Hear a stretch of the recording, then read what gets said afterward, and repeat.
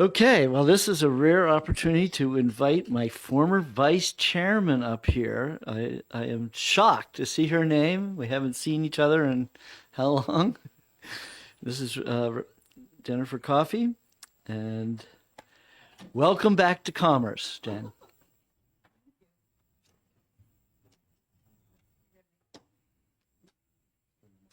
Yep, you got to push the button. Yep. Okay, there we go. Good afternoon, Chairman Hunt and honorable members of the Commerce Committee. I will say it is surreal to sit here as I was once your vice chair. I come before you today on a human issue, not a partisan one. President Trump and President Obama have both said pre-existing conditions should not be held against someone for the sale of health insurance. The law at the federal level states as such, but leaves out two segments of our society, not by race or gender, but by existence. In New Hampshire, it's legal to discriminate against the elderly and disabled for the sale of Medicare supplemental policies. We have an opportunity to change that, to close this loophole in New Hampshire law. This aspect of insurance has been left to states' rights. New Hampshire wouldn't be the first to even the playing field and make insurance companies compete for its members rather than members being trapped in plans for life. I was sick when I was serving with you. I just didn't know it. Cancer has had its way with my family, and I've now beat it twice. But I didn't get away clean. After breast cancer in 2013, I developed a number of rare illnesses. I have CRPS, small fiber neuropathy.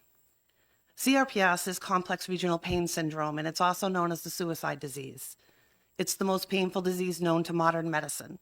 The level of sheer torture causes 70% of the people with it, young and old, to choose suicide. They shouldn't have to go there when there are treatments available, but health insurance companies deny access. When I first found out about the treatment costs of it, it led me to nearly sign my DNR. The doctor walked in the room and kept asking me if he really had to bring it in. I made a big mistake. I was at the lowest point in my life, and I gave up traditional Medicare for Medicare Disadvantage. It was supposed to cover everything Medicare did, but that and a lot of other things are lies. Should we be forced to die from one wrong decision? For the first few years of receiving infusions, they allowed me to end my over 2-year confinement in a bed. I paid out of pocket for everything.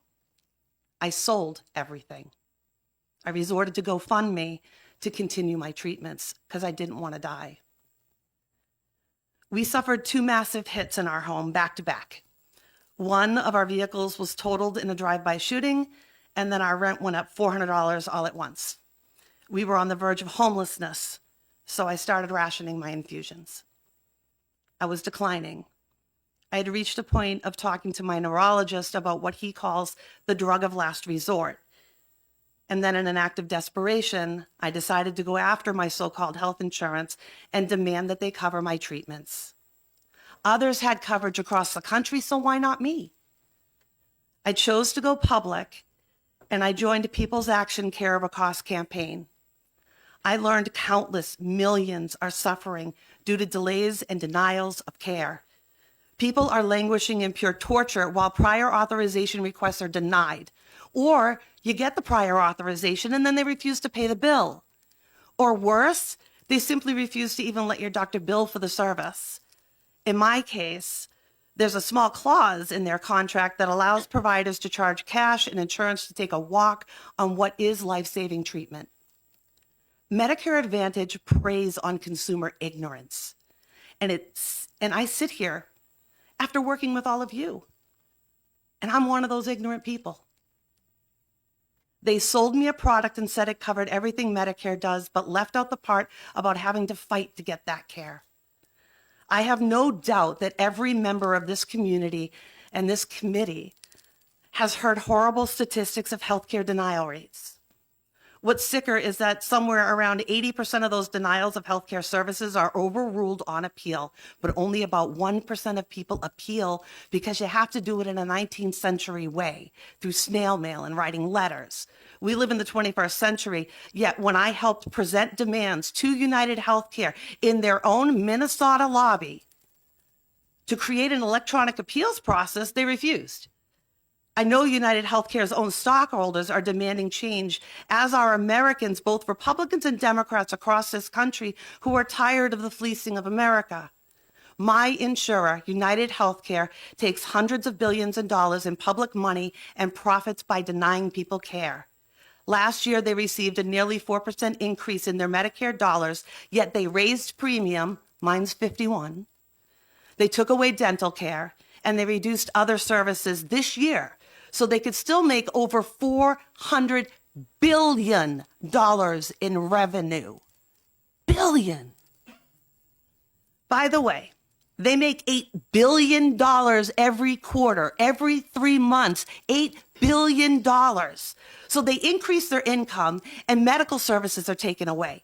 Meanwhile, New Hampshire services of all party affiliations are trapped on Medicare Advantage plans, left with scraps of health care. And we deserve better than that. Chairman Hunt, I was a Dana-Farber cancer patient until United Healthcare took it away. I am no longer allowed to be treated there. My last bill was half in network, half out of network. I had to go to Senator Hassan's office, file CMS complaints. Then I finally got it fixed. So much for the No Surprises Act. They paid it half in, half out, and I was told I can't go there anymore. I had to move my care after 10 years. That was my routine breast cancer exam that I'm talking about. Nothing difficult. Medicare says it's supposed to be covered in full. I had a fight. And I served with you. I got kind of a clue on trying to fight. What about everybody else? Let me share one piece of my story, though.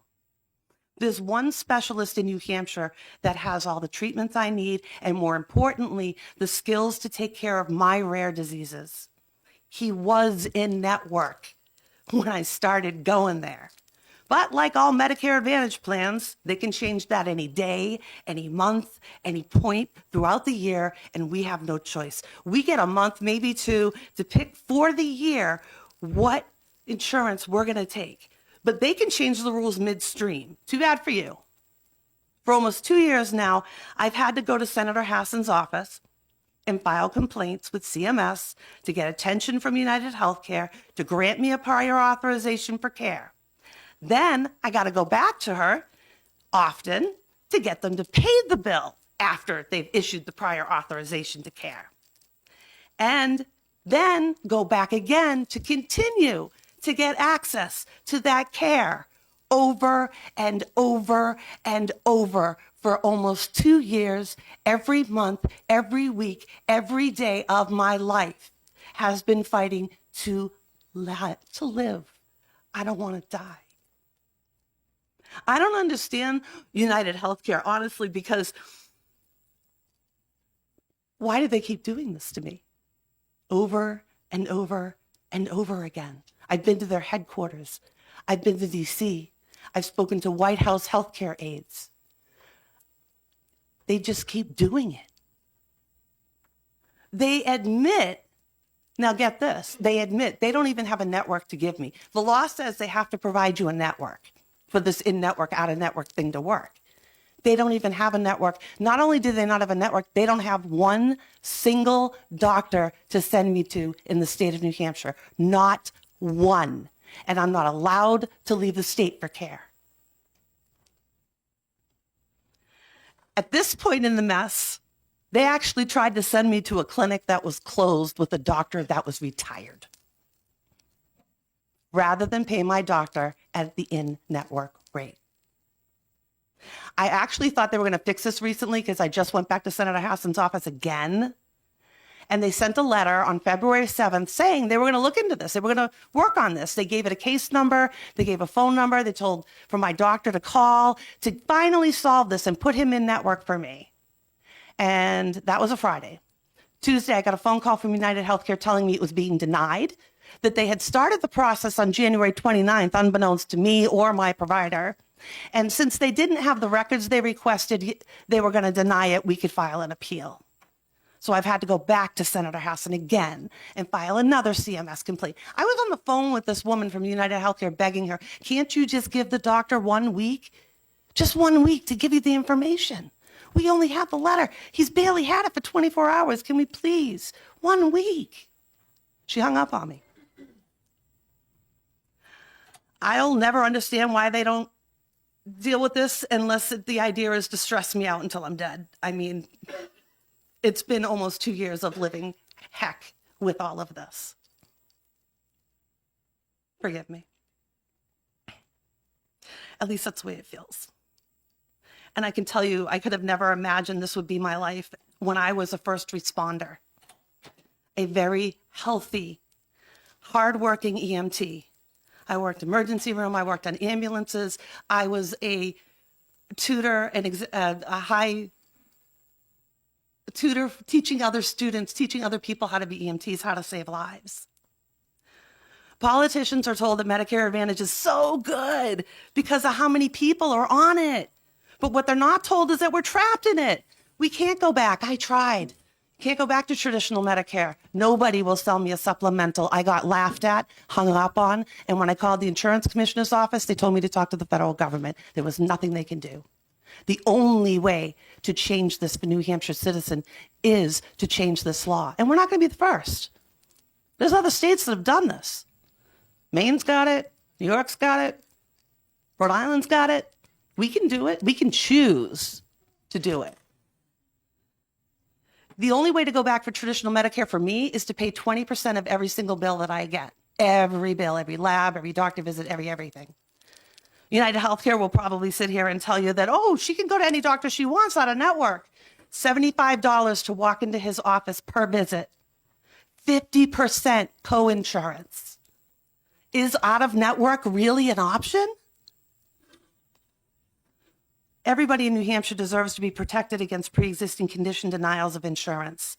But in New Hampshire, the law literally gives an exception for elderly and disabled people to be discriminated against when it comes to Medicare supplementals. If you're born with a heart condition, no one can hold that against you till you're 65 or if cancer gets you. Only in America do people make hard money choices on whether to eat and buy medication, rationing their care to try and survive. That's grotesque. And not the lives we have all paid in for. All of you have a chance to be healthcare heroes. And in this moment, you have the ability to save lives. The choice is yours. And with that, I'll be happy to take any questions. So I'm very sorry to hear about. I guess I only have one question because my understanding was that the open enrollment every year, you can switch your Advantage plan. You can switch your Advantage plan, but there's no point in switching it if nothing is even better. All of the Advantage plans are primarily the same for me. And at this point, I've been through such heck with them to start over with another Advantage plan isn't even worth it. Well, I mean, give an example. He's not in network for any of them. United Healthcare, this provider is in network for United Healthcare except their Medicare Advantage plans. They don't have them in network for Medicare Advantage. I hate to do this, but how about Anthem? None. I got nothing. Have you tried? It's all the same. And then when you do the chart comparison, you get your My Medicare book every year. When I go through that, there's nothing there that's going to offer me better than what I have. Like, United Healthcare's insurance isn't horribly like shutting everything out, but they shut out so much. And all of them are the same. All the Medicare Advantage plans are the same when it comes to this issue. You have the co-insurance, the co-whatever. So now you're in that situation. You want to go back to traditional, you can't. But Switching to another Advantage plan isn't going to solve my problem. I'm still going to be looking at high deductibles, high out-of-pocket costs, coverage. Well, see, my understanding was that you're saying U.S. healthcare was telling you can't go, but if you switch once a year, you get the opportunity to switch to another one, and if you switch to Anthem, which is a little more active here in the state of New Hampshire, you might be getting a better response. From when I will definitely look back into it. But when I looked at my Medicare book and looked at the charts and weighed it all out, it was better to stay with what I had. And I actually increased it to get more dental because they took away all the dental. That's why I'm paying a premium of $51 a month so I can have dental care, because they took that out of Medicare Advantage. And they're not the only one. The Medicare Advantage is across the board. They have increased cost. You get admitted to the hospital, that could be $400 a night on a Medicare Advantage plan. Okay. And that's in network. Rather not. That's in network. Another question. Representative Spear? So I'm trying to get my head around all of this. So is the reason why we need this bill because there's people that want to move from Medicare Advantage or Medicare Disadvantage or whatever everybody's calling it and get back to Medicare, but because Medicare doesn't let you do the supplemental with a pre-existing condition after you're 65, we want to get rid of the pre-existing condition so that you can get back to regular Medicare. Correct. Is that what's the crux of this? is about? That's pretty much the crux of it, yes. Everybody in New Hampshire has the ability to buy health insurance and not have pre-existing conditions held against them, except for the sale of Medicare supplemental. There's literally an exception in New Hampshire law for Medicare supplemental products. Follow on, just a quick follow Right, on. but then we'll have the insurance department get up. But okay. what I was hearing was about creating a community rating. The Yes. comments about community rating. Okay, so I'm one of the few people in the room who knows what that means. But So you don't, so you can't, like, if I try to get a supplemental right now, and I've tried, one, they won't sell it to me, but if I can find somebody to sell it to me, they're going to give me a huge premium, and they're still going to deny coverage for certain parts of my care for the first 6 months to a year. So it's of that impossible to go back. because of that medical underwriting, they're going to rate the risk, and therefore the premium would be higher than if they just went back. So yes, they want to go back to the supplemental, but the supplemental, because they hadn't chosen it right from the get-go, is now going to be potential higher premium, and the medical rating Or laugh at you and the hang up on you, pre-existing- which is what they did I to think me. we banned pre-existing, but what I was thinking with the whole concept of community rating, and we'll find out when the insurance department gets up here. But it sounds like they would have to be creating a new product for those groups of people who are in this category, who are trying to switch back. Why would there be a new product? You have Medicare supplementals already exist. But Medicare supplemental doesn't have it was for people who signed up initially. Someone coming back. So if you make a I guess what I'm trying to figure out is, and let's have the insurance department explain it. Let's have them explain it to me. Okay. I would just end with saying that, we make the best choices we can. The people in this room know more information than the average person. So I, as a medical professional for 20 years, made the wrong choice, and I was in a very, very unhealthy way when I made that choice. So one could argue that I was very much taken advantage of at that time. Now, knowing better, I have no way to undo that damage. I will possibly pay for it with my life. So sorry to hear that. Thank you. Michelle. Did I get a card from you too, TJ? Or Sorry, tack him onto mine. okay. All right.